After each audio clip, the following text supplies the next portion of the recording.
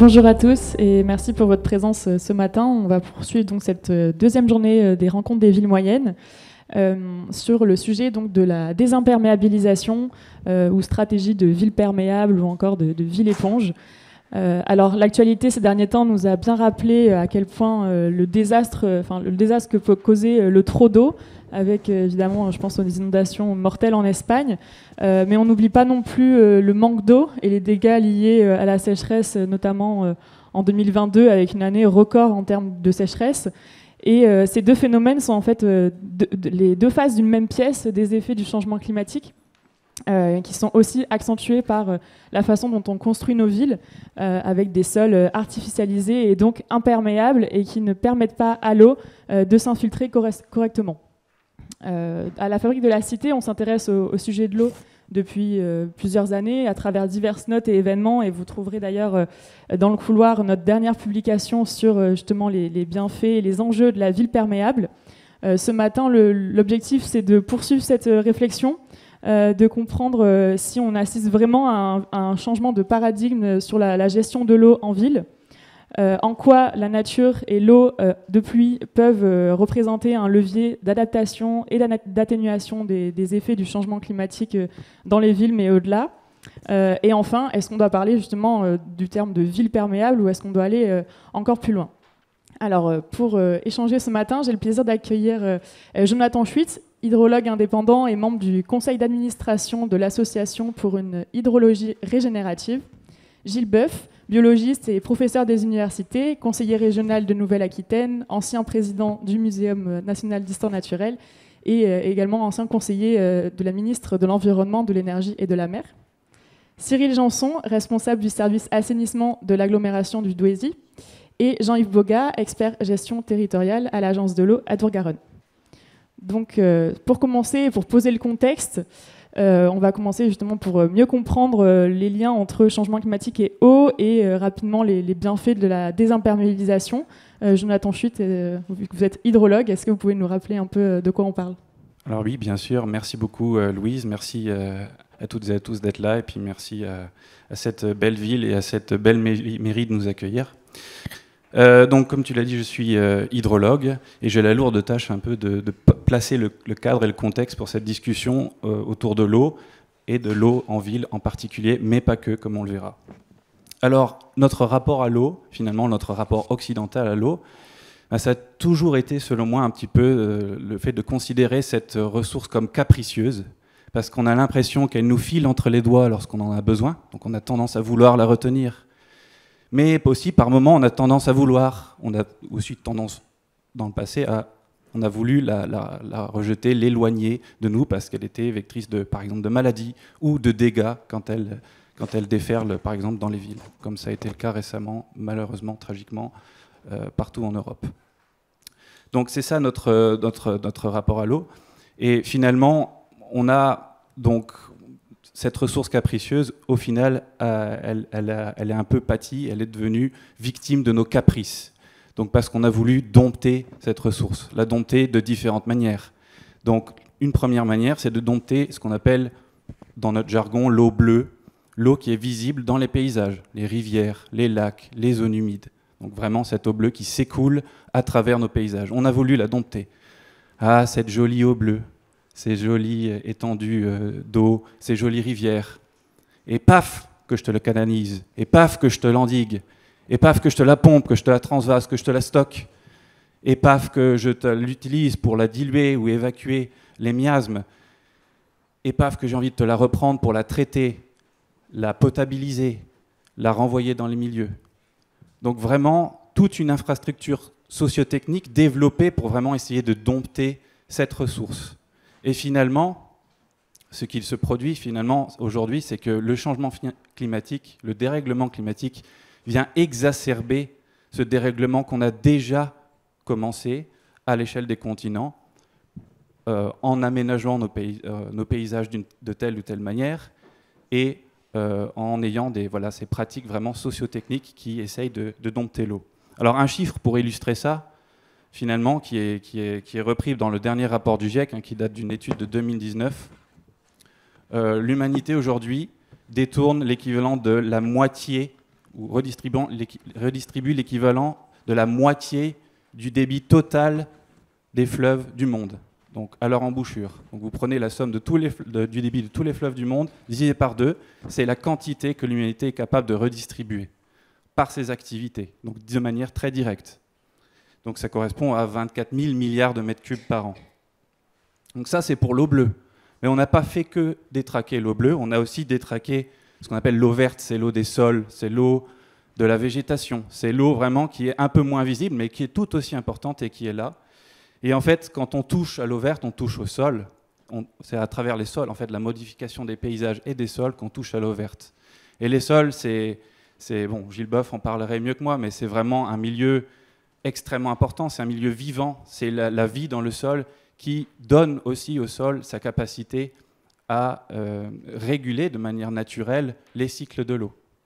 Donc, d'un côté, on a vraiment l'extrême, on va dire, idéal, positif, le sol forestier, riche en vie, très poreux, très capable de retenir l'humidité, de l'infiltrer. Et de l'autre, malheureusement, il faut le dire, on a l'extrême inverse, c'est l'épiderme, cet épiderme de sol complètement imperméabilisé, c'est-à-dire incapable de retenir l'eau et de la faire infiltrer, donc tout ruisselle. Donc ça, c'est un peu le cadre finalement de tout ça. Alors le changement climatique, qu'est-ce qu'il vient faire par-dessus ? Bien, comme je l'ai dit, il vient exacerber finalement à la fois ces manques et ces trop-pleins.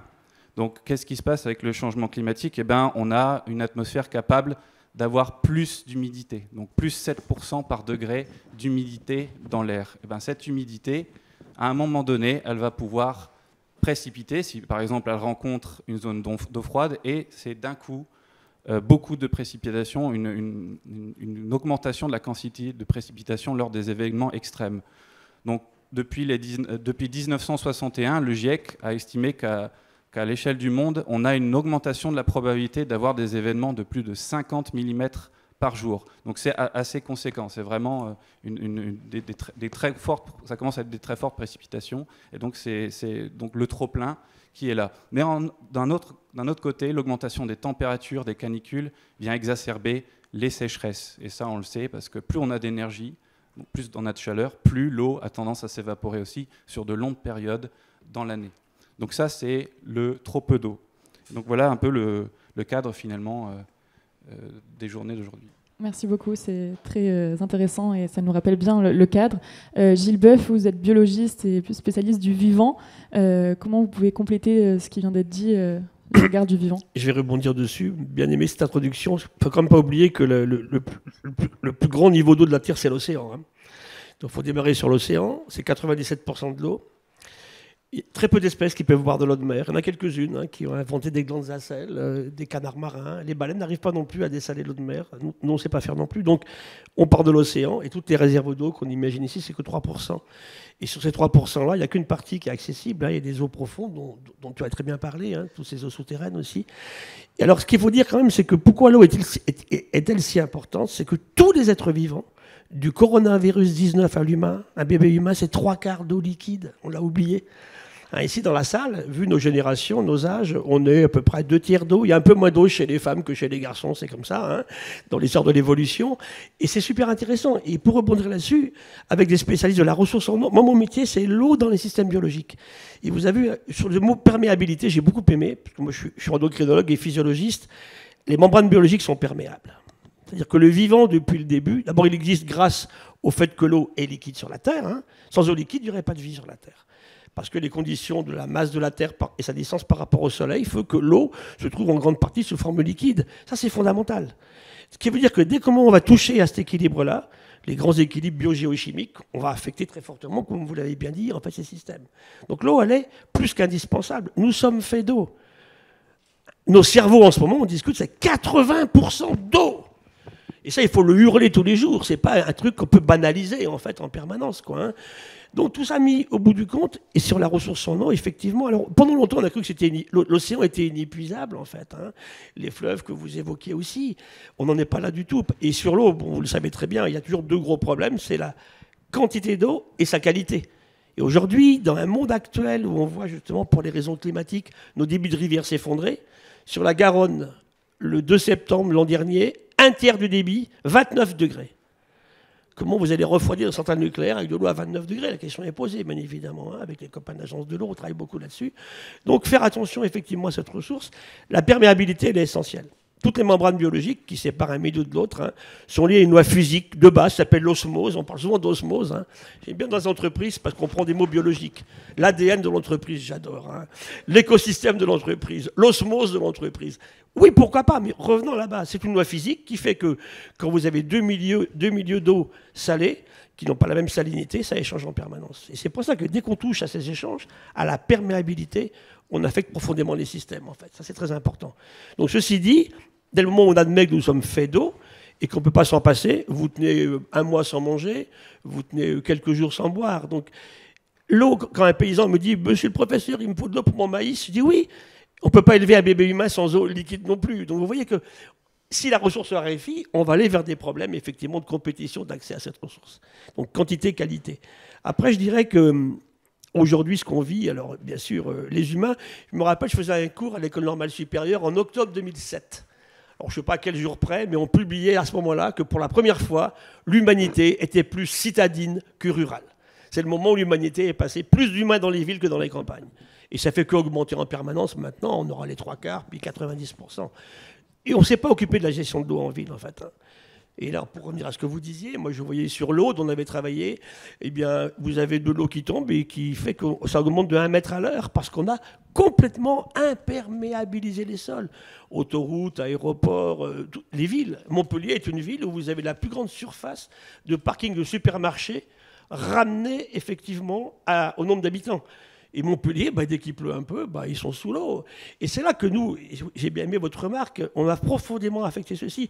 Et je travaille beaucoup sur le biomimétisme aussi. Je préside le CEBIOS, qui est le centre d'études sur le biomimétisme et la bioinspiration. Chercher dans le vivant des solutions à nos problèmes. Eh bien, le vivant, il sait stocker de l'eau. Il sait la libérer suavement, comme il faut. Il sait la déplacer. Il sait la transporter harmonieusement. Et l'humain est intervenu, comme vous l'avez très bien dit, avec ses gros sabots, pour détruire tout ça. Donc en ville, c'est vrai que le retour de l'eau en ville, sa gestion, son usage sont absolument essentiels. Puis après, bien sûr, aujourd'hui, c'est qu'on est dans un système où cette eau, on la contamine en permanence. Et moi, j'aime beaucoup comparer. Le vivant, en fait, a inventé des poisons incroyables. Il y a des écolos qui disent le vivant n'est pas dangereux, vous rigolez. Allez voir un venin de cône ou de crotale, c'est horriblement toxique. Mais il sait les dégrader. Le vivant n'a jamais inventé une molécule, même hypertoxique, qu'il ne sait pas dégrader. Le vivant ne met rien à la décharge. Aujourd'hui, on a plus de 3000 molécules utilisées en pesticides, fongicides, insecticides, tout ce que vous voulez. Maintenant, il y a les féminicides qui sont à la mode aussi. Hein. Donc, vous voyez qu'on commence un petit peu à se poser des questions. Et là, en fait, ça s'accumule. Je prends le cas d'une molécule dramatique qui était le DDT, qui avait été inventée pendant la guerre de Corée pour traiter les parasites des soldats américains, mis massivement sur les sols, et ça a entraîné le livre de Rachel Carson en 1962, Silent Spring, le printemps silencieux. On avait utilisé ce produit pour tuer des chenilles processionnaires qui ont empoisonné les rivières, et on a détruit les populations de saumon en fait, de l'Est américain. Et il était silencieux le printemps parce qu'il n'y avait plus d'oiseaux pour chanter, il n'y avait plus d'insectes à manger. C'est ce qu'on vit aussi aujourd'hui. Donc c'est là effectivement que revenons à l'essentiel. Hein. Ce qu'est l'eau dans la vie, c'est absolument fondamental, et une eau qui circule. Et je vais terminer sur un sol. Vous avez évoqué les sols. Aujourd'hui, je travaille beaucoup, bien sûr, avec le monde viticole. Bon, alors, chez moi, dans les Pyrénées-Orientales, on est en sécheresse terrible depuis 3 ans. Hein. Je préside une forêt naturelle dans les Pyrénées, la réserve de la Massane, qui a 1000 mètres d'altitude au sud d'Argelès-sur-Mer, qui est l'endroit en Europe où on a le plus d'espèces ramenées à la surface. Cette réserve-là, elle a plus d'espèces que dans toute la Bretagne, hein, ou dans le nord à Douai et ailleurs. Parce que c'est une zone de remontée de faune africaine qui venait là et de descente de faune arctique. Et bien aujourd'hui, cette forêt qui recevait à peu près tous les ans depuis les années 50, on la suit 1500 mm, on est à 600 mm. Donc aujourd'hui, qu'est-ce qu'on fait? Comment on travaille? Dans quelles conditions? Et puis en pays catalan, les sécheresses ont été terribles, effectivement. Hein. Les Bretons ont besoin d'eau, parce qu'il pleut tout le temps en Bretagne, paraît-il, mais s'il ne pleut plus, il n'y a plus de Bretagne, parce qu'il n'y a pas de nappe phréatique en plus en Bretagne. Donc c'est très lié à la géologie aussi des systèmes. Et voilà pourquoi il faut faire de l'hydrogéologie. Donc pour conclure là-dessus, je vous dirais que, revenons à l'essentiel, admettons que cette eau, elle est totalement liée à ce vivant qui ne peut pas s'en passer. L'humain en prenant une grande partie, parce que l'humain, il n'est pas tout seul.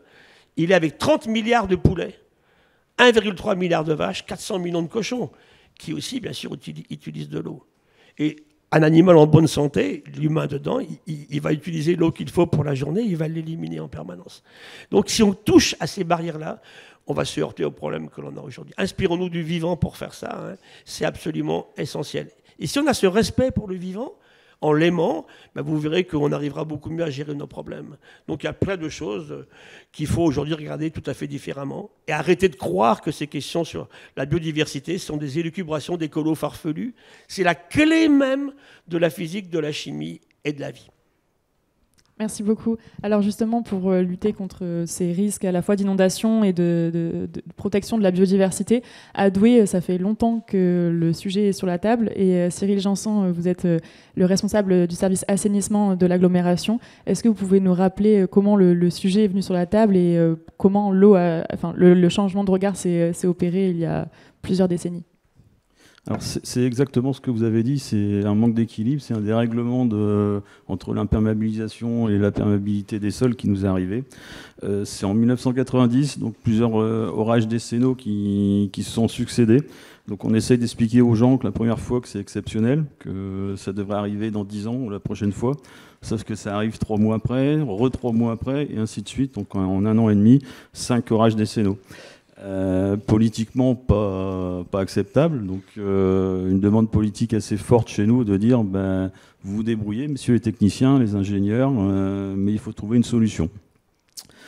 Première logique, c'est on remet un tuyau pour essayer d'évacuer plus vite et puis d'emmener l'eau un peu plus loin pour pas que ça inonde dans les quartiers bas. Et on s'aperçoit que ça ne marche pas. Là, la modélisation, et dans les années 90, la modélisation hydraulique, mathématique nous arrive et nous aide, et disent vous pouvez mettre autant de tuyaux que vous voulez dans la même rue, ça ne marchera jamais. Il faut revenir à des choses où il y a moins d'eau qui arrive dans ces points bas. À ce moment-là, on essaye d'aller voir ce qui se fait un petit peu ailleurs. Il y a un colloque qui se passe dans la Somme et il y a des gens qui commencent déjà à parler de gestion différenciée de l'eau pluviale. Donc de dire on ne met plus dans le tuyau et on va remettre directement la goutte d'eau où elle tombe dans le sol. Ça permet de ne pas la charger en pollution, de réalimenter les nappes phréatiques et on garde le bon cycle de l'eau en fait. Donc on prend cette directive-là. Les premières techniques mises en place, c'est en 1994, où moi j'arrive au service assainissement d'ailleurs, c'est à peu près à ces moments-là, je suis arrivé en 95, sortie d'école où on ne nous a jamais parlé des techniques alternatives, donc je suis un peu étonné de ce qu'on fait. Et dans les mois qui suivent ou les années qui suivent, je comprends que c'est vraiment la solution. Et donc on met en place une réglementation locale qui oblige tout le monde à réinfiltrer les eaux pluviales sur la parcelle pour les nouveaux projets et même aujourd'hui dans le déraccordement. Donc réglementation qui s'inscrit dans les plus des communes. On a un mini schéma directeur eau pluviale, donc on parle beaucoup aujourd'hui, mais là je vous rappelle qu'on est dans les années 97-98, donc on met ça en place, tout le monde nous regarde avec des gros yeux. Mais on s'aperçoit que 20 ans après, c'était vraiment la bonne direction. Et on divise par 3 le volume d'eau pluviale rejetée dans les réseaux unitaires. Et donc nos problèmes d'inondation sont résolus. Tous les quartiers qui étaient touchés dans les années 90 ne sont plus inondés avec des puits 20 ans, avec des puits 50 ans. Et donc on a, je pense, la bonne direction. On s'aide aussi sur une association, parce que les collectivités locales ne peuvent pas tout faire. Donc on crée une association locale qui s'appelle Adopta, qui est aujourd'hui nationale et peut-être même internationale. Je crois qu'ils ont été faire des conférences à l'international. Cette association locale est là pour nous aider à réfléchir comment on peut promouvoir la gestion intégrée des eaux pluviales, les mettre en place et les exploiter derrière. Parce que il faut pas les mettre seulement en place, il faut savoir aussi les exploiter derrière pour pas qu'il y ait dysfonctionnement et que ça fonctionne parfaitement. Donc l'Adopta qui est maintenant nationale, qui a été créée aussi à cause de ces inondations-là en 1990. Et puis pour aller un peu plus loin, donc notre problème d'inondation, on a regardé 20 ans après aussi ce qui se passait sur le système d'assainissement. Mais on s'aperçoit que ça a résolu les inondations, mais ça nous a aussi amélioré les rejets de temps de pluie dans le milieu naturel. où il y a une réglementation qui est assez stricte, j'en parlerai un petit peu après. Et puis ça joue sur la lutte contre les îlots de chaleur, ça joue sur la biodiversité, enfin voilà, ça c'est des thèmes qu'on va vous parler après. Merci beaucoup. Alors Jean-Yves Boga, vous êtes donc expert gestion territoriale à l'Agence de l'eau Adour-Garonne. Est-ce que vous aussi vous observez un changement de paradigme sur la gestion de l'eau et est-ce que vous pouvez nous rappeler le rôle de l'Agence de l'eau là-dedans ? Oui, bonjour à tous. D'abord, historiquement, l'Agence de l'eau Adour-Garonne finançait des stations d'épuration, des réhabilitations de réseaux d'assainissement, de l'aménagement de rivières, des barrages structurants pour la gestion quantitative. Et puis on a évolué dans nos domaines d'intervention et depuis une dizaine d'années, on finance des opérations de gestion intégrée des eaux pluviales qui visent essentiellement à lutter contre les ruissellements en milieu urbain et à favoriser l'infiltration dans les sols pour reconstituer la vie dans les sols et pour également donc réalimenter les nappes d'eau souterraines. Alors simplement un chiffre, sachez qu'il y a à peu près 70% à 80% du volume des eaux de pluie qui tombent sur nos territoires, qui constituent des petites pluies courantes. Donc des pluies courantes, ça veut dire moins de 10 mm par jour. Donc c'est un volume considérable. Et ce volume-là est facilement infiltrable, même sur des terrains peu perméables à partir du moment où on a du foncier disponible. On a certains bureaux d'études qui dès qu'on a des terrains pas très perméables, disent non, on ne peut pas infiltrer. Nous, on essaie de faire comprendre qu'on peut infiltrer même si on a des terrains qui ne sont pas forcément très perméables. Autre chose importante, donc nous on finance donc des opérations type d'infiltration, les bassins de pluie, les décroutages de bitume remplacés par des surfaces perméables. Donc tout ça c'est financé à hauteur de 50% par l'agence et ce sont des techniques relativement rustiques et qui sont souvent végétalisées. Donc ça permet à la fois donc, de répondre aux deux enjeux dont je vous parlais tout à l'heure, mais également de répondre à l'aspect rafraîchissement des villes. C'est un dispositif qu'on a mis en place en 2013 qui a été assez poussif au niveau des collectivités. On a financé simplement 4 opérations sur 6 ans, entre 2013 et 2018. À partir de la crise Covid, on a senti qu'il y avait une forte montée en puissance de la part des demandes des collectivités dans ce domaine-là. Et il y a eu un gap avec la canicule de 2022 et notamment la mise en place du fonds vert par le gouvernement qui a permis de cofinancer des opérations fonds vert et agences et qui a vraiment boosté le nombre d'opérations puisque sur la seule année 2024, on a financé près de 250 opérations. Donc à comparer avec les 4 opérations qu'on avait financées sur 6 ans entre 2013 et 2019. Donc on commence à être submergé de dossiers. Les chargés d'intervention en délégation donc, ont beaucoup de travail pour instruire ces dossiers. Alors comment embarquer les collectivités sur ces sujets-là? Parce qu'il y a encore beaucoup de collectivités qui sont dubitatives pour mettre en place de la gestion alternative au tout tuyau. On fait beaucoup de sensibilisation. Hier encore, à Cognac, on a organisé une journée technique destinée aux élus sur le bassin de la Charente.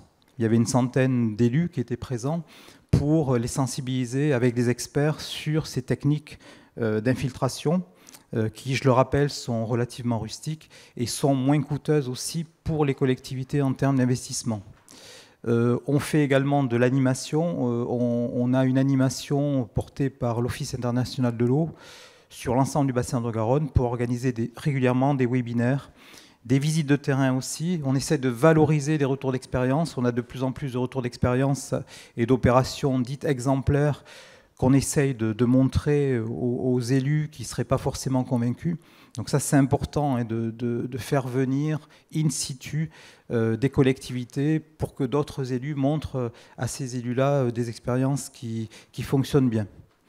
Nous, ce qu'on essaye de faire également, c'est de s'associer aux collectivités lorsqu'elles font des réaménagements de cœur de ville ou de centre-bourg pour les accompagner. Alors souvent, il s'agit simplement au départ de faire de l'embellissement, d'avoir une approche purement paysagère. Et on essaye avec la collectivité d'avoir également une approche gestion des eaux de pluie dans ces aménagements. Alors je dirais qu'il y a 3 difficultés essentielles par rapport à ce sujet-là.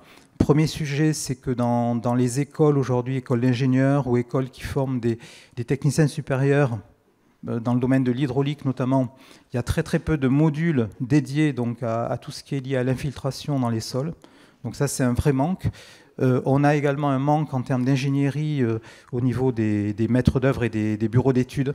On a encore beaucoup de bureaux d'études qui font de l'aménagement classique, hein, avec des tuyaux d'eau pluviaux qui vont directement à la station d'épuration. Donc il y a un effort à faire aussi là en termes d'ingénierie. On a également le secteur privé à faire embarquer, puisque 70% du territoire d'une ville, c'est quand même des parcelles privées. Donc il faut qu'on arrive à toucher les propriétaires privés pour faire de la gestion à la parcelle, lorsque c'est possible bien sûr, et également à faire embarquer le secteur économique. Comme ça a été dit tout à l'heure, on a des surfaces commerciales avec des surfaces de parking énormes, et là il peut y avoir un gain important en termes de lutte contre le ruissellement. Voilà ce que je voulais dire dans un premier temps. Parfait, merci beaucoup. Justement, on va ensuite parler plus concrètement des méthodes utilisées, notamment sur le bassin Indre-Garonne et autour de Douai. Mais avant ça, Gilles Boeuf, vous avez une double casquette scientifique et politique, et qu'on accuse souvent justement l'inaction sur ces sujets-là. Quel regard vous portez sur les capacités d'action des collectivités à ce niveau-là? Moi, je suis un tout jeune politique, mais je suis un vieux scientifique. Et donc, j'ai écouté les sessions plénières du Conseil régional. Et c'est vrai que j'ai appris plein de choses, dans tous les sens, en fait. C'est comment le monde politique s'empare de ces questions-là, comment on traduit une question scientifique en aspect politique. Et je dirais qu'il faut qu'on puisse travailler. Alors, je crois bien sûr à l'aspect politique, mais dans quelles conditions? Quand j'étais au ministère, en fait, j'ai passé 2 ans. Le ministère s'appelait ministère de l'écologie. Et j'avais dit à la ministre, enlevez-moi ce terme-là. Pourquoi ministère de l'écologie, qui est une science, hein? L'écologie, c'est la science des relations entre les êtres vivants. Donc c'est autant nos bactéries de notre utérus, notre tube digestif, qu'est celle de l'océan ou celle d'un sol. Hein. Pour les sols, tout à l'heure j'écoutais mon ami, sachez que les sols du monde aujourd'hui, en nombre d'espèces vivantes, en contiennent 2 fois plus que dans tout l'océan. Donc les sols, c'est un milieu incroyable. Donc ça, il faut l'expliquer au monde politique, qui ne connaît pas toujours tout ça. Donc j'ai découvert qu'il y avait beaucoup d'éducation à faire, des élus, sur ces questions-là.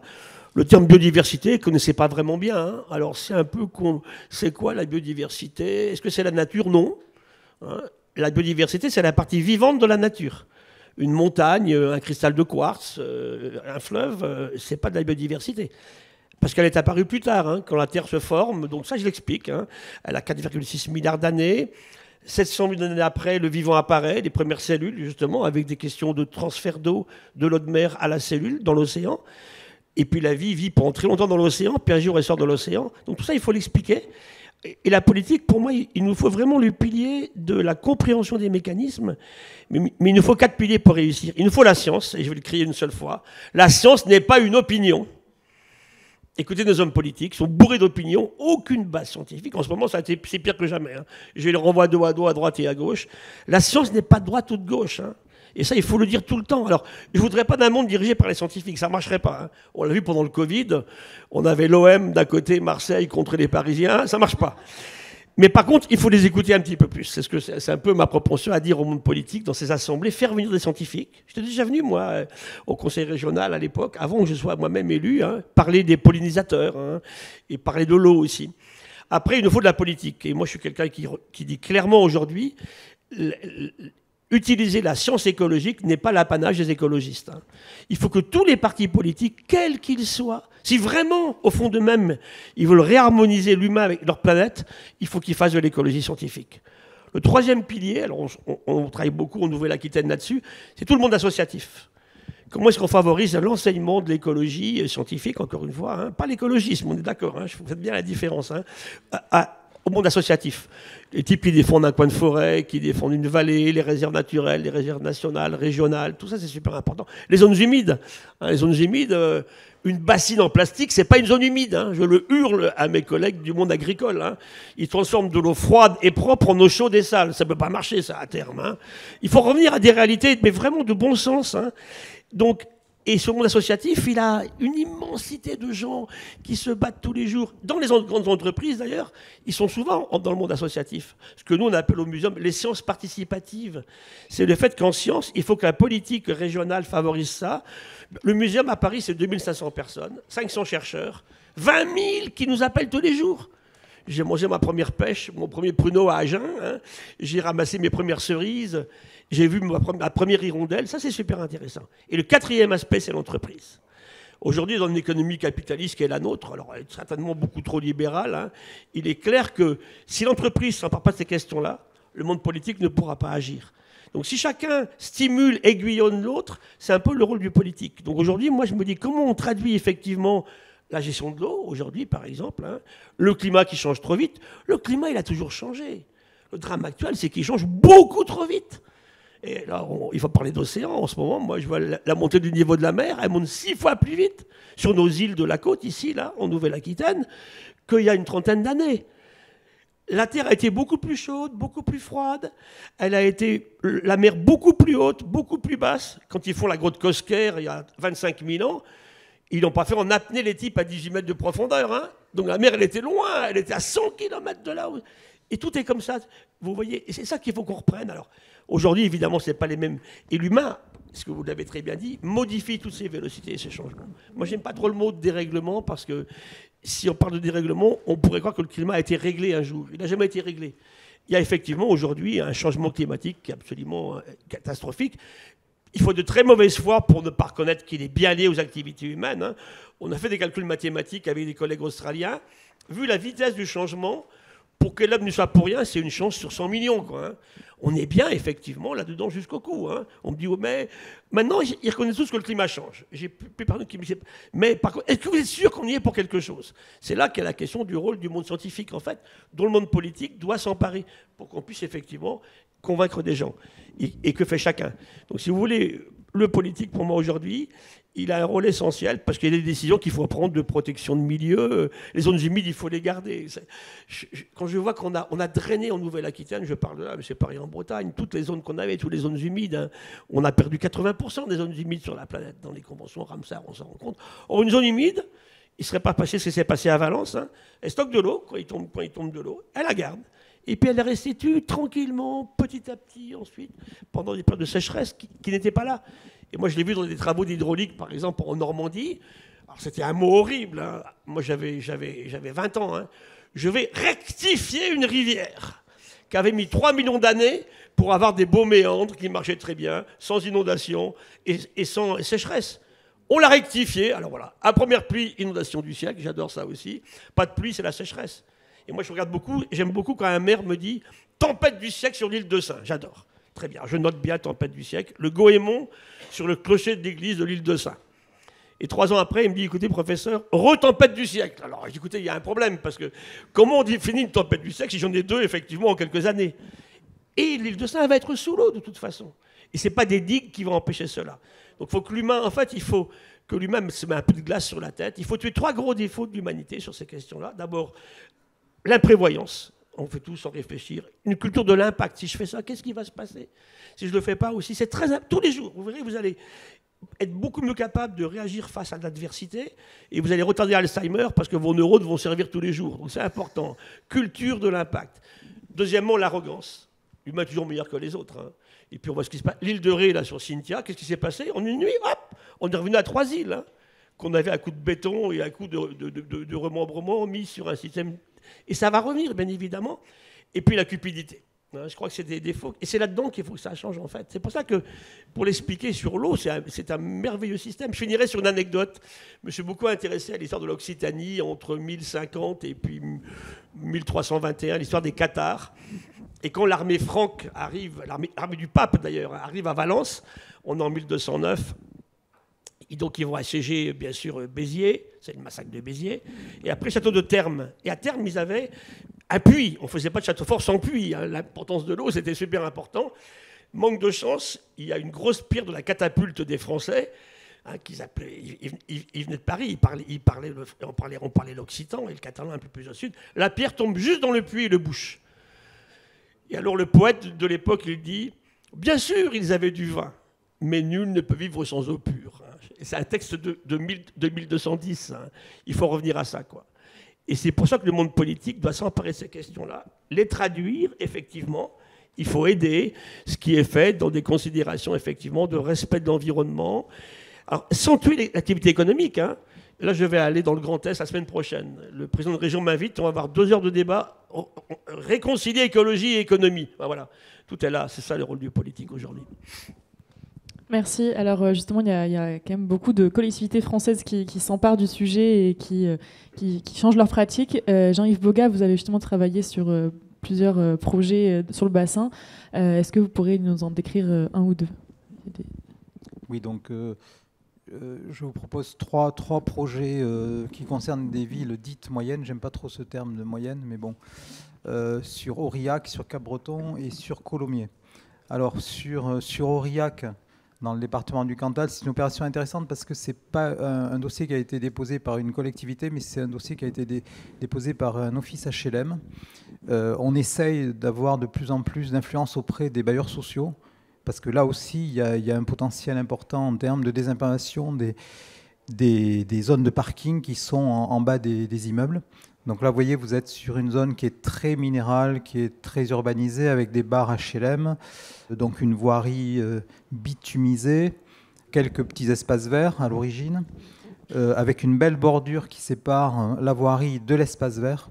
Donc nous, ce qu'on préconise, c'est de supprimer toutes les bordures de façon à ce que les voiries puissent alimenter les surfaces végétalisées et non pas séparer les voiries des espaces végétalisés. Donc ça, sur la photo de gauche, vous avez donc comment était la situation auparavant. Et donc l'idée là, c'était de traiter à peu près 10 000 m² de surface active. Donc c'est une surface ruisselante sur laquelle on avait donc l'eau de pluie qui s'écoulait, pour faire en sorte qu'elle n'aille pas dans le réseau unitaire, puisque ce quartier est raccordé à un réseau unitaire qui va directement à la station d'épuration d'Aurillac. Et donc, cette station d'épuration était fréquemment en surcharge hydraulique. Et donc, là, on va traiter toutes les eaux de pluie qui ont une période de retour inférieure à 10 ans, avec un bassin de pluie qui fait à peu près 200 m3. Bassin de pluie, donc stockage, infiltration. Et ça permet donc de traiter 6000 m3 par an, directement infiltrés, plutôt que d'envoyer ces 6000 m3 via le réseau dans la station d'épuration. Donc ça permet de recharger aussi la nappe d'eau souterraine que l'on a sur ce secteur. Donc c'est une opération qui est très intéressante, à la fois pour les sols et pour le fonctionnement de la station d'épuration. Donc ça, c'est une première opération. Donc là, c'est une opération, on n'a pas du tout de désimprégnation des sols, hein, c'est juste une opération de gestion d'un temps de retour de pluie de 10 ans avec un bassin de stockage. La deuxième opération, c'est sur la commune de Cap-Breton, dans le département des Landes, qui est une commune qui, je dirais, est une commune assez en pointe par rapport à cette notion de désimprégnation des sols et de gestion intégrée des eaux pluviales depuis le milieu des années 2010. La commune a engagé un schéma directeur sur les eaux pluviales en 2015, avec donc la volonté de mettre en place sur son domaine public des opérations de gestion alternative des eaux pluviales. Et vous avez ici un exemple du carrefour qui est devant la gare de Cap-Breton.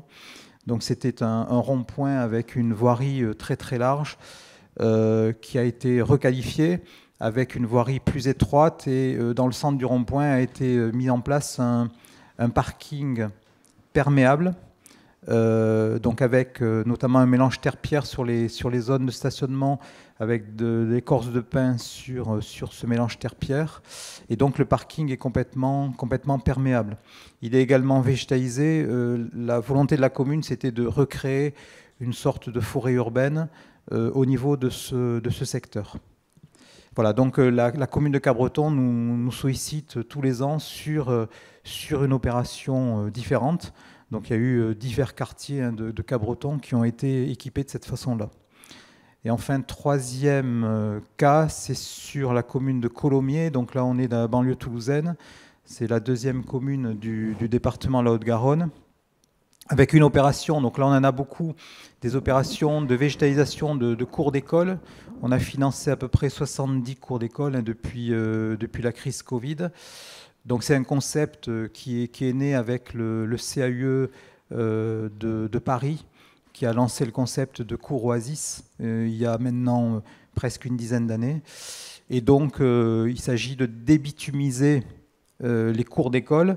Là vous avez un exemple d'une cour d'école qui a été construite dans les années 60, qui faisait à peu près 9000 mètres carrés, donc c'était une cour très très grande, qui était complètement bitumisée. Donc tout a été décrouté et tout a été végétalisé, donc il y a 100% de perméabilité par rapport à ce qui existait auparavant.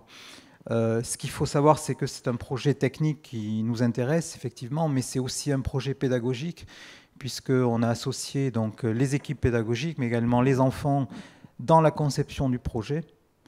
Et donc on a fait une journée porte ouverte sur ce site au mois de juin. On y était pendant une récréation. Et je peux vous dire que les enfants adorent cette cour par rapport à ce que c'était auparavant. Parce qu'il y a des zones de jeu, des zones d'escalade, vous avez des zones de pique-nique, vous avez des zones de potager avec une récupération des eaux de pluie au niveau de la toiture du réfectoire, donc de la cantine. Voilà, donc ça change complètement la physionomie du secteur.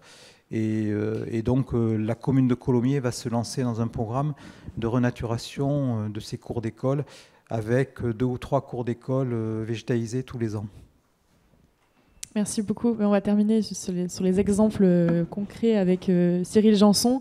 À Douai, est-ce que vous voulez nous préciser un peu les méthodes utilisées et les résultats, vu que vous avez maintenant pas mal d'années de recul?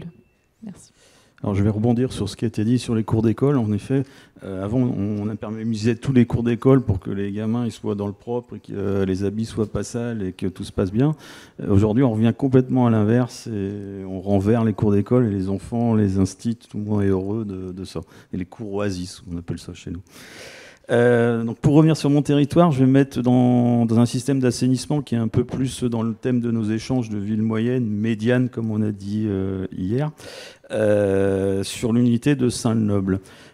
C'est une unité qu'on reprend en 2005 en compétences communautaires, avec l'extinction des syndicats, on en a parlé beaucoup hier aussi, et on récupère un secteur qui a été très très mal géré pendant des années, où il y avait des problèmes d'inondation, et on remettait un tuyau, un deuxième tuyau, j'ai même des rues où il y a 5 tuyaux d'assainissement unitaires pour essayer de résoudre les inondations. Bien entendu, on n'y arrive pas. La compétence, elle revient même avec des marchés qui sont passés pour 1 million d'euros pour remettre encore des tuyaux. Donc on dénonce tous ces marchés-là et on se dit on va prendre la même direction que la ville de Douai et on va déraccorder du pluvial plutôt que d'en mettre des tuyaux. Alors avec une carte. Oui, voilà, c'est bon. Donc l'UT de Saint-Noble, c'est 4 communes, 26 000 habitants. Et on a un bassin versant qui s'écoule de l'amont, donc Raucourt, un petit village en fait rural, et qui se dirige vers Guénin-Dechy, qui sont des petites villes, et la ville la plus importante, Saint-Noble, où il y a la station d'épuration. Une problématique différente suivant les communes. Donc si on part de Raucourt, c'est une problématique de ruissellement agricole. Le village est en bas de côte, à chaque fois qu'il pleut fortement, on a tout le bassin agricole qui ruisselle et on a des coulées de boue qui arrivent jusque dans le milieu du village et qui saturent les réseaux unitaires. Donc le premier combat à Raucourt, c'est de régler le problème du ruissellement agricole. Même si on n'est pas dans notre compétence qu'on appelle aujourd'hui GEMAPI, ça n'existait pas en 2005, on a quand même réglé ce problème-là pour ne plus avoir des surcharges d'eau pendant les gros orages qui viennent du milieu agricole. Dechy-Guénin, donc en contrebas, avec une pente assez importante, alors peut-être pas comme ici à Libourne, mais à moindre importance. Et donc là, on arrête de mettre des tuyaux et on déraccorde le pluvial, ou alors on sert des tuyaux existants pour en passer un en pluvial et puis un autre en unitaire ou en eau usée. Et on désature en effet le réseau unitaire et la station d'épuration.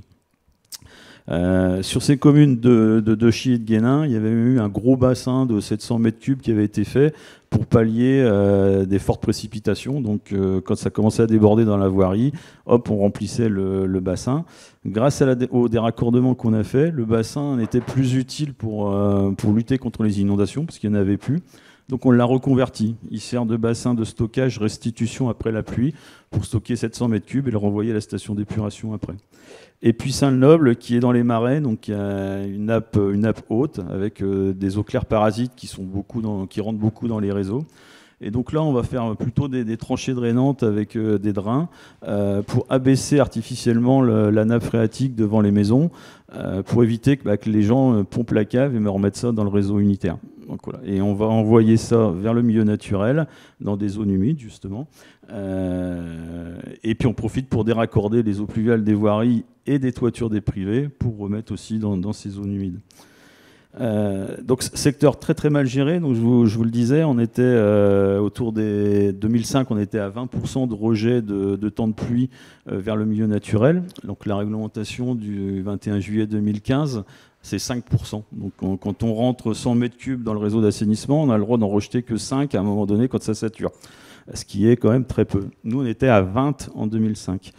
On signe avec la DDTM un plan d'action et on leur dit, voilà, avec notre technique, en 2027, on est bon, on sera en dessous des 5% et on va réussir notre coup. Si on peut passer à la diapo suivante. Donc ça, c'est une carte qui reprend à peu près tout ce qu'on a fait. Alors vous n'allez pas voir la légende, mais c'est très visuel. Vous avez la fond de carte qui est flouté, et tout ce qui est un peu en couleur, c'est les zones qui sont déraccordées et qui ne vont plus dans le réseau d'assainissement. Alors on voit des grosses taches bleues là, qui sont la périphérie des communes avec des grands centres commerciaux. Voilà, tout est infiltré sur place, il n'y a rien qui s'en va dans les réseaux qui passent dans le milieu urbain et qui va à la station d'épuration. Vous avez des opportunités, c'est toutes les petites rues avec les traits noirs, c'est des opportunités de reconstruction de voiries ou des choses comme ça, où on va infiltrer les eaux. En plein milieu, vous avez un petit quadrillage là, qui est très important, c'est une cité minière du Nord, donc c'est les logements des gens qui exploitaient le charbon. Je ne sais pas si vous avez entendu parler, l'État nous aide, c'est l'ERBM, donc le renouveau du bassin minier. On a des subventions pour que les maisons soient plus des passoires thermiques et donc qui les isolent, et une requalification du domaine public. Eh bien, nous, on va profiter de ces subventions-là pour déraccorder 42 000 m², donc 4 hectares de voirie de toiture. C'est suivi par l'agence de l'eau. Alors nous, c'est 40% dans le Nord, on n'a pas 50%. Mais c'est abondé par 30% par l'État, par le RBM. Donc on est subventionné à 70% pour déraccorder 4 hectares d'eau. Avec tout ça, la diapo suivante, voilà. Donc ça, en bleu, c'est la pluviométrie qu'on a annuellement. Donc on voit qu'il y a des variations. Et encore très très importante ces dernières années, puisque en 2021 on va avoir 809 mm, alors que l'année suivante en 2022 on n'a que 540 mm. Et ça il faut composer avec ça, il faut avoir des ouvrages qui réagissent aux différences de pluviométrie. Et la courbe en dessous, la courbe rouge, c'est les rejets vers le milieu naturel de mes réseaux. Donc si on part de 2011, on est à 540 000 m³ rejetés dans le milieu naturel, et on arrive en 2023 à 232 000 m³. C'est-à-dire en 10 ans, on a divisé par 2 les déversements dans le milieu naturel avec tous les travaux qu'on a entrepris. La bonne surprise, donc en dessous vous avez les vrais chiffres, hein, donc 2015 vous êtes à 14% et on arrive en 2023 à 8% de déversement. La belle surprise que j'ai eue il y a quelques semaines, donc fin septembre, c'est qu'on a passé la barre des 4,9%. Et donc on arrive à être conforme à la réglementation avec tous nos efforts. Malgré ça, on continue nos efforts, on continue à déraccorder. Et on avait un gros bassin en béton de stockage restitution qui était prévu, qu'on va faire quand même de 3000 m³. Et avec ça, on pense arriver vers les 3 ou voire 4% de déversement annuel. Suivant la pluviométrie annuelle, quoi, en fait. Voilà. Merci beaucoup. Alors justement, là, on vient de voir des projets au niveau de quartier ou de ville. Jonathan Schwitt, est-ce qu'on doit s'arrêter aux endroits bâtis ou est-ce qu'on doit aller encore plus loin et donc dépasser les frontières de la ville? Alors, avant de répondre à cette question, je vais revenir un petit peu, justement, résumer un peu ces bienfaits de la ville perméable et surtout de se poser la question pourquoi il faut d'abord désimperméabiliser les villes. Quelles sont les priorités, en fait? Parce qu'il y a le point de vue du bien-être, de la gestion de certaines inondations, la gestion des pollutions, on l'a vu très clairement, mais il y a aussi d'autres enjeux. Donc par exemple, pour améliorer le bien-être, en faisant revenir du végétal, évidemment, face à notamment l'augmentation des chaleurs, le végétal il est capable de transpirer de l'eau. Donc il puise de l'énergie dans l'atmosphère, donc il refroidit l'atmosphère pour évaporer de l'eau, et en même temps il fait de l'ombrage. Donc ça c'est très bien pour le bien-être. Mais d'un point de vue hydrologique, pour l'instant, voilà, il n'y a pas grand-chose. Enfin, c'est très bien, mais c'est pas suffisant. L'autre intérêt, c'est vraiment de créer du lien aussi entre les citoyens et aussi de créer des projets éducatifs. Comme on l'a vu avec les cours d'école, c'est très bien de créer des synergies. Le vivant fonctionne comme ça, il me semble. C'est un ensemble d'interactions très vives et très riches, en fait. Et donc ça, c'est vraiment la pensée qu'il faut essayer d'adopter quand on vise un projet de ce type. Et enfin, évidemment, limiter les risques de pollution. On l'a vu, quand les stations d'épuration débordent, c'est un gros problème. Donc là, c'est très intéressant d'infiltrer le plus possible à la parcelle. Mais attention, les polluants peuvent rester parfois ici, sur la voirie et être lessivés aussi et emportés dans le souterrain. Donc là, il faut faire attention. Il faut contrôler aussi ces limites-là. Et on n'a finalement pas énormément de retours d'expérience, je pense, globalement sur ce qu'il advient des polluants une fois qu'ils sont infiltrés dans les sols et en profondeur. On sait que certains sont retenus par les sols, par les végétaux, mais on n'a pas non plus... Il y a tellement de polluants différents, Gilles Boeuf l'a rappelé, il faut vraiment faire attention à l'ensemble pour ne pas venir contaminer ensuite les nappes phréatiques dans lesquelles on puise notamment pour l'eau potable. Alors, évidemment, c'est très important, il ne faut pas s'arrêter. Donc il faut... Sur le risque inondation, notamment, il faut se rappeler qu'il y a différentes manières d'être inondé. Certes, il y a le ruissellement direct, surface imperméable, grosse pluie, ça ruisselle et ça se déverse vers les points bas, notamment les points bas d'une ville. Mais lorsqu'une ville est traversée par un cours d'eau, un fleuve, l'inondation peut être générée à l'extérieur de la ville essentiellement. C'est ce qui se passe très fréquemment. Ça peut être une combinaison des deux, il y a d'autres facteurs qui peuvent entrer en ligne de compte, mais c'est très important finalement de se rappeler que ce qui génère des grosses crues aussi, ça se passe vraiment sur le bassin versant et donc bien au-delà de la ville. La ville, c'est quoi en France en termes de surface? Je ne sais pas si quelqu'un le sait. Donc d'après l'Agreste, les ressources reprises par l'INSEE en 2020, c'est à peu près 9%, un peu plus de 9% de surface artificialisée urbaine. Et on estime que même pas la moitié de tout ça, c'est vraiment imperméabilisé. Donc quand on va venir agir sur ces surfaces, on agit sur finalement, il faut le dire quand même, très peu de choses. Et donc pour gérer le risque inondation de la ville, donc c'est aussi de l'eau qui vient dans la ville, il ne faut pas seulement s'intéresser à la porosité ou la perméabilité verticale de la ville, mais aussi voir en 2 dimensions et ensuite en 3 dimensions avec les eaux souterraines. Donc c'est très important de voir ce qui se passe à l'échelle du bassin versant. Alors j'avais une image qui permettait de l'illustrer, voilà. Une image très simple, il n'y a pas de légende, c'est normal. Donc là, vous avez un bassin versant avec un réseau hydrographique en bleu. Et puis en rouge, j'ai représenté des potentielles aires urbaines. Donc vous voyez, voilà, ces cours d'eau traversent les villes, mais on voit quand même, on se rend compte de la surface qui peut finalement venir générer ces écoulements. Et pourquoi, du coup, c'est important aussi d'agir, enfin la ville doit agir en synergie avec les campagnes, parce qu'il faut aussi agir à l'amont sur l'infiltration à la parcelle et la rétention d'eau à l'amont dans les bassins versants et dans les campagnes. Et pour cela, il faut évidemment aller discuter avec ceux qui aménagent ces territoires-là, notamment les agriculteurs, les exploitants forestiers et d'autres acteurs de ce type. Merci beaucoup. Alors justement, cet intérêt d'une certaine cohérence territoriale, en fait, c'est quelque chose qui est de plus en plus encouragé par les agences de l'eau, et notamment l'agence de l'eau Adour-Garonne, avec son 12e programme. Juste, je voudrais rajouter quelque chose que je n'ai pas dit tout à l'heure. J'espère que Gilles ne m'en voudra pas, je vais parler argent. Le coût moyen qu'on a observé par rapport aux travaux là, de désimprégnation, c'est 70 € hors taxe le mètre carré. En sachant que, évidemment, ça dépend de ce qu'on met comme revêtement perméable lorsqu'on décroute une surface bitumisée. Si on fait un simple enherbement, on sera en dessous de 10 € hors taxe le mètre carré. En revanche, si vous mettez des pavés à joints poreux, on sera aux alentours de 300 voire 400 € le mètre carré. Donc c'est pour ça que nous, on essaye de favoriser ce qu'on appelle les solutions fondées sur la nature pour la désimprégnation et de ne pas s'appuyer sur ce qu'on appelle des techniques grises manufacturées comme les pavés ou les résines drainantes, etc. Autre chiffre par rapport à la végétalisation des villes, on a de la marge puisque il y a eu des études qui ont été faites sur la végétalisation des villes françaises et en particulier les grandes villes. Donc là, on ne parle plus des villes moyennes.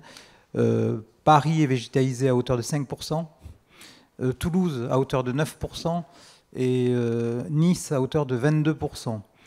Donc on a encore de la marge pour végétaliser les villes. Donc on est vraiment très très loin d'avoir des villes très, très vertes à ce stade. Alors par rapport à l'agence, donc, on va engager notre 12e programme d'intervention qui va porter sur la période 2025-2030. On va renforcer notre politique liée à la désimprégnation des sols et à la gestion intégrée des eaux pluviales avec un critère d'éligibilité qui n'existait pas au 11e programme, à savoir qu'on va demander aux collectivités d'avoir une vision d'ensemble de leur territoire en termes de gestion de la désimprégnation des sols. Parce qu'on a eu énormément de dossiers, comme je vous l'ai dit, mais c'est souvent du coup par coup. On a une collectivité qui vient nous voir pour désimperméabiliser l'allée du cimetière. Ensuite, 2 ans après, elle vient nous voir pour désimperméabiliser le parvis de l'église. Donc ce qu'on souhaiterait, c'est que la collectivité ait vraiment une vision d'ensemble à l'échelle de son territoire pour hiérarchiser un peu ses projets de désimprégnation des sols. Alors, il y a un projet qui est intéressant sur la commune de Libourne, justement, qu'on a financé avec le CEREMA il y a maintenant 2 ans. C'est une étude de potentiel de désimprégnation des sols qui a été menée donc, à l'échelle de la commune de Libourne, ce qui permet de cartographier les zones prioritairement à désimperméabiliser en fonction donc, de la nature des sols et donc de proposer à la collectivité un programme d'action pluriannuel et hiérarchisé, cohérent dans le domaine, plutôt que d'avoir des opérations faites un peu au coup par coup. Donc ça, ce sera donc une demande qui va être faite auprès des maîtres d'ouvrage, de soit mener un schéma directeur qui intègre de la gestion intégrée des eaux pluviales, des zonages pluviaux, des études de potentiel de désimprégnation, des études de potentiel de déraccordement également, des plans guides à l'échelle de leur commune. Voilà, donc vraiment l'idée c'est de susciter auprès des collectivités cette vision un peu globale et territoriale à l'échelle de leur territoire. On ne va plus financer les petits projets non plus, on va fixer donc une limite à 700 mètres carrés. Tous les projets inférieurs, donc à part les cours d'école, ne seront plus financés à partir de 2025. Et on va essayer de favoriser, comme je disais tout à l'heure, les projets vertueux par rapport aux projets dits classiques, avec 2 taux d'intervention. Donc on avait un taux unique au 11e programme de 50%.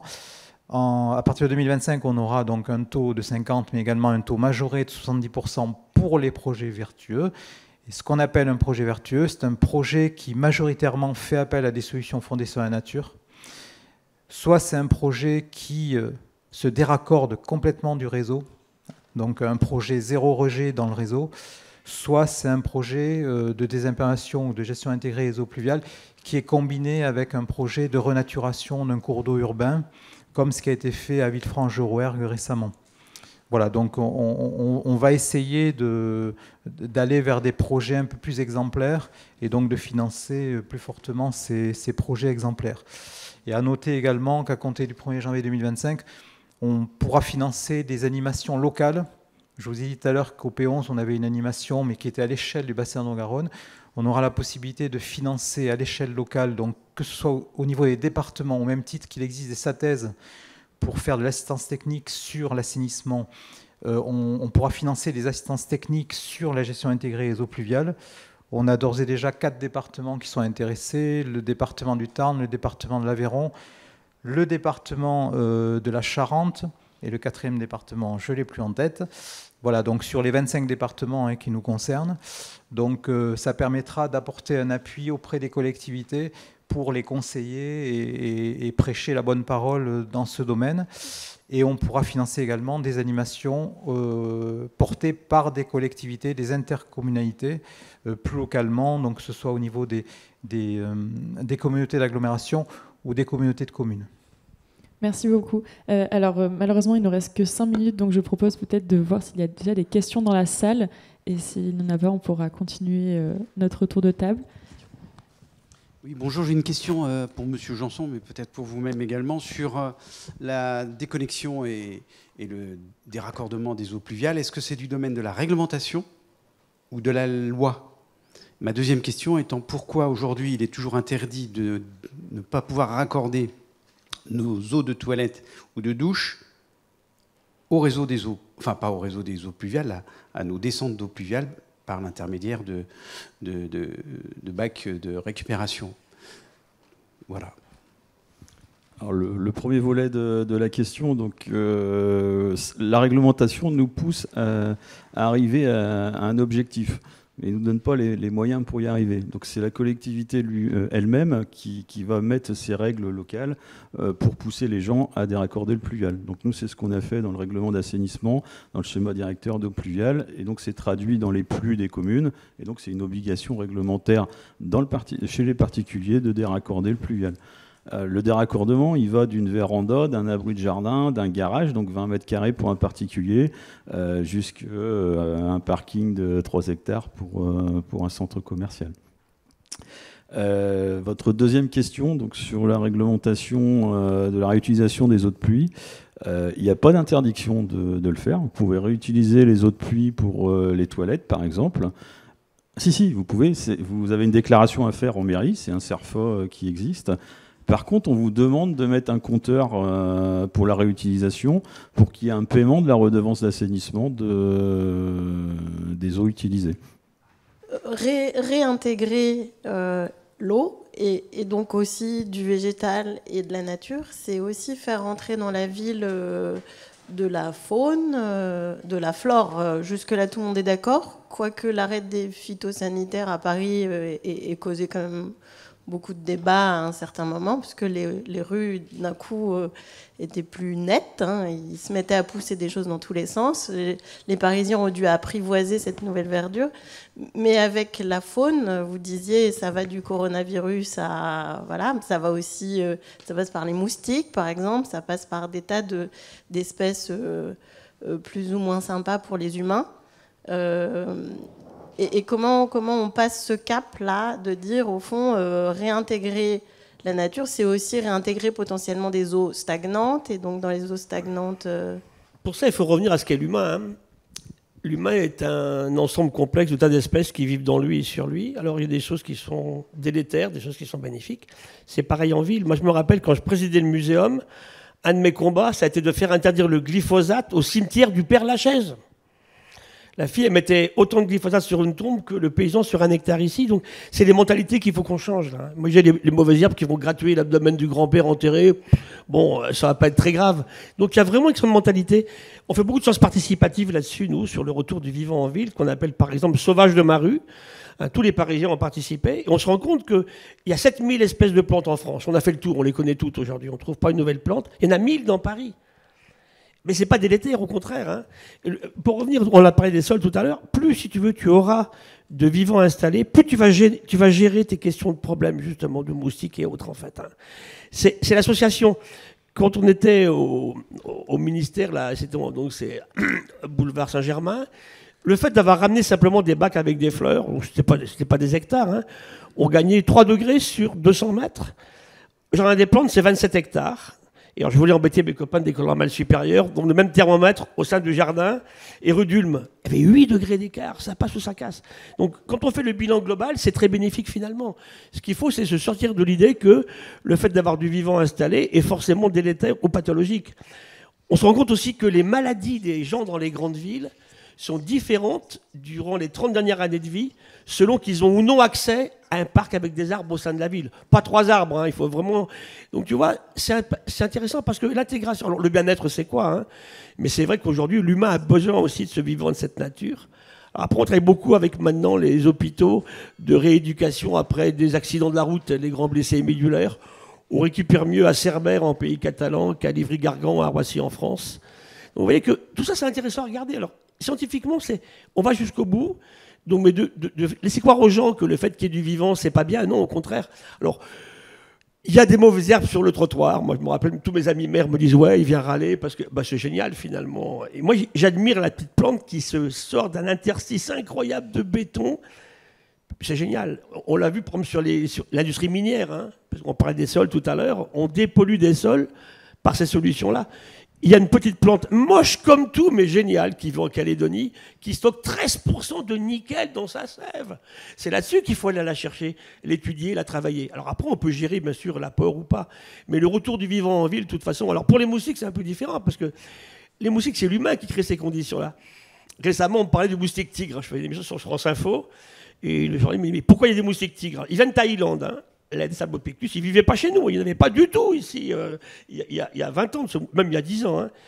Et pourquoi ils survivent? Parce qu'aujourd'hui, le climat ayant changé, parce que l'homme a changé des choses, alors il fait un pic de chaleur, une grosse pluie, c'est le climat de la Thaïlande. Et mon moustique tigre s'installe, bien sûr. Et on voit des cas de dingue maintenant endémiques. Alors comment est-ce qu'on fait pour gérer ces questions-là?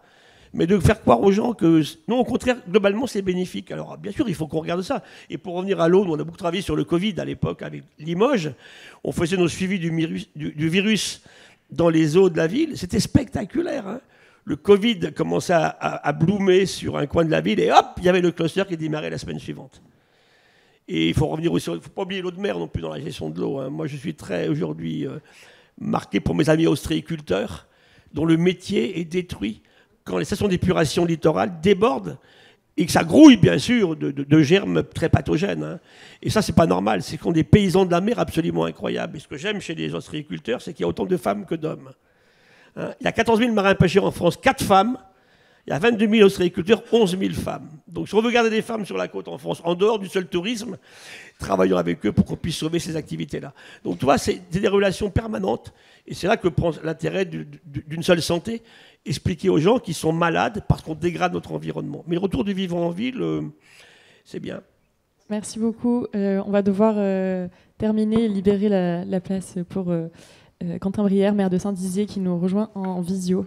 Merci beaucoup à tous les 4. Merci à tous.